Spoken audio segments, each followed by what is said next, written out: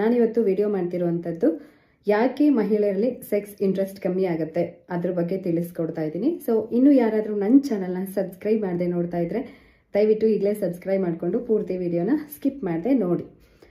ನಂದು ಗಂಟ್ಲು ಸ್ವಲ್ಪ ಕಟ್ಕೊಂಡ್ಬಿಟ್ಟಿದೆ, ಸೊ ವಾಯ್ಸ್ ಕರೆಕ್ಟಾಗಿ ಬರ್ತಾ ಇಲ್ಲ, ಅಡ್ಜಸ್ಟ್ ಮಾಡ್ಕೊಳ್ಳಿ. ಸುಮಾರು ಅಲ್ಲೇ ಒಂದು 6-7 ದಿನದಿಂದನೂ ಥ್ರೋಟ್ ಇನ್ಫೆಕ್ಷನ್ ಆದಂಗೆ ಆಗ್ಬಿಟ್ಟು ವಾಯ್ಸೇ ಬರ್ತಾ ಇರಲಿಲ್ಲ. ಇವತ್ತು ಬೆಳಗ್ಗೆಯಿಂದ ಸ್ವಲ್ಪ ಬೆಟರ್ ಆಗಿದೆ.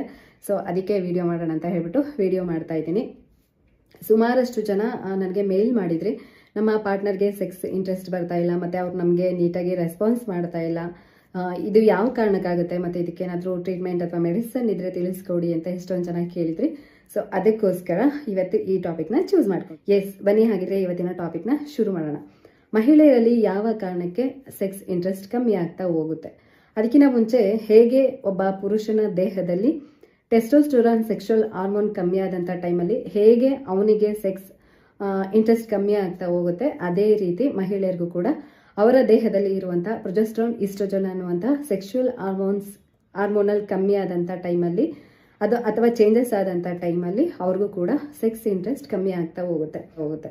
ಇನ್ನು ಸೆಕೆಂಡ್ ಒನ್ನು ಮೆನೋಪಾಸ್ ಆಗುವಂಥ ಮಹಿಳೆಯರಲ್ಲಿ ಯಾವಾಗ ಈ ಸೆಕ್ಷುವಲ್ ಹಾರ್ಮೋನಲ್ಸ್ ಕಮ್ಮಿ ಆಗುತ್ತೆ ಅಲ್ವಾ, ಅಂಥ ಟೈಮಲ್ಲಿ ಅವರ ಯೋನಿಯಲ್ಲಿ ಡ್ರೈನೆಸ್ ಜಾಸ್ತಿ ಆಗೋದ್ರಿಂದ ಕೆಲವೊಬ್ಬರಿಗೆ ಸೆಕ್ಸ್ ಮಾಡಿದಾಗ ನೋವಾಗುವಂಥದ್ದು ಅವ್ರಿಗೆ ಫೀಲ್ ಆಗುತ್ತೆ. ಅದಕ್ಕೋಸ್ಕರ ಸೆಕ್ಸ್ನ ಅವಾಯ್ಡ್ ಮಾಡ್ತಾರೆ. ಅಂದರೆ ಒಂದು ಆಕೆ ಪ್ರೆಗ್ನೆನ್ಸಿ ಇರುವಂಥ ಟೈಮಲ್ಲಿ, ಸೆಕೆಂಡ್ ಒನ್ನು ಬ್ರೆಸ್ಟ್ ಫೀಡಿಂಗ್ ಮಾಡುವಂಥ ಟೈಮಲ್ಲಿ, third one after delivery, fourth one menopause ಅಂದರೆ ಯಾವಾಗ ಒಬ್ಬರಿಗೆ ಒಂದು ಮಹಿಳೆಗೆ ಪೀರಿಯಡ್ ಸ್ಟಾಪ್ ಆಗಲಿಕ್ಕೆ ಬರುತ್ತೆ ಅಲ್ವಾ. ಸೊ ಅಂಥ ಟೈಮಲ್ಲಿ ಅವರ ಬಾಡಿಯಲ್ಲಿ ಆಗುವಂಥ ಹಾರ್ಮೋನಲ್ ಚೇಂಜಸ್ನಿಂದ ಅವರಿಗೆ ಸೆಕ್ಸ್ ಇಂಟ್ರೆಸ್ಟ್ ಕಮ್ಮಿ ಆಗ್ತವೆ. ಇನ್ನು ಕೆಲವರಲ್ಲಿ ಲೈಫ್ ಸ್ಟೈಲ್, ಈಗ ಎಷ್ಟೊಂದು ಜನ ನಿಮಗೆ ಗೊತ್ತಿರೋ ಹಂಗೆ ಹೊರಗಡೆ ಕೆಲಸ ಮಾಡೋ ಲೇಡೀಸ್ ಕೂಡ ಇದ್ದಾರೆ, ನಿಮ್ಮಷ್ಟೇ ಅವರು ಕೂಡ ಕಷ್ಟಪಡ್ತಾರೆ.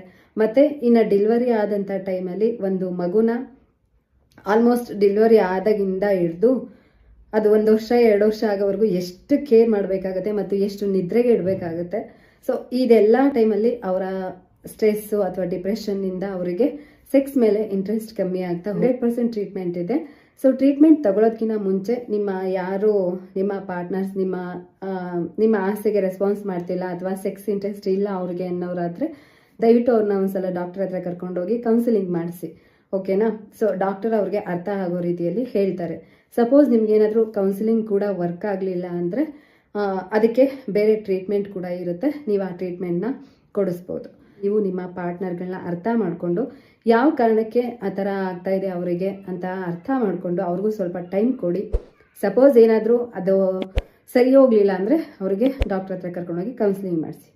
ಸೊ ಇದಾಗಿತ್ತು ಇವತ್ತಿನ ಟಾಪಿಕ್.